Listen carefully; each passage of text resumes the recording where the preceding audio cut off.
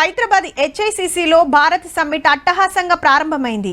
జవహర్లాల్ నెహ్రూ అలీన విధాన స్ఫూర్తిని పుణికిపుచ్చుకొని ఈ సమ్మిట్ ప్రపంచం ఎదుర్కొంటున్న అనేక సమస్యలపై లోతైన చర్చలకు ఓ అంతర్జాతీయ వేదిక అయింది.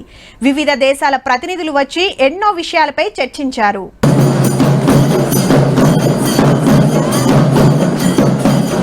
హైదరాబాద్ హైటెక్ సాకిట్ల కళాకారుల ఆటపాటలతోటి బయట దేశాల చుట్టాలను జోరుగా ఎదుర్కొన్నారు.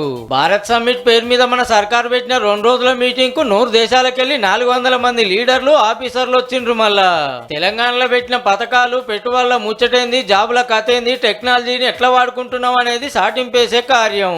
దేశాల నడుమ శాంతి, సమానత్వం, సత్యం, న్యాయం, ప్రజాస్వామ్యం మీద చర్చలు చేసిండ్రు.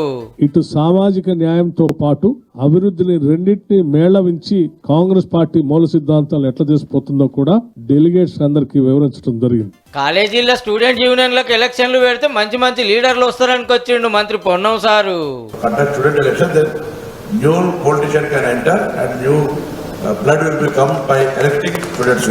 ఈ గవర్నమెంట్ రాగానే 50,000 జాబులు ఇచ్చింది. స్కిల్ యూనివర్సిటీ కడుతున్నాం, నా ఇలాకాల సుధా జాబుల కోసం ట్రైనింగ్ ఇస్తున్నాం అని పెద్దపల్లి ఎంపీ వంశీ సార్ చెప్పిండు. In my own constituency, we are developing the skill development centers which are backed by Tata also. ఈ మీటింగ్ కు రేపు ఢిల్లీకి వెళ్లి పెద్ద లీడర్లు వస్తారట. ఇది ఇట్లుంటే కాశ్మీర్ లో మనోళ్ళని చంపేసినందుకు నిరసనగా నెక్లెస్ రోడ్ లో కొవ్వొత్తుల ర్యాలీ తీసిండ్రు సీఎం రేవంత్ రెడ్డి సారు, మంత్రులు, ఎమ్మెల్యేలు. తీవ్రవాదులు పర్యాటకుల మీద దాడి చేసి చంపడం దారుణమైన సంఘటన.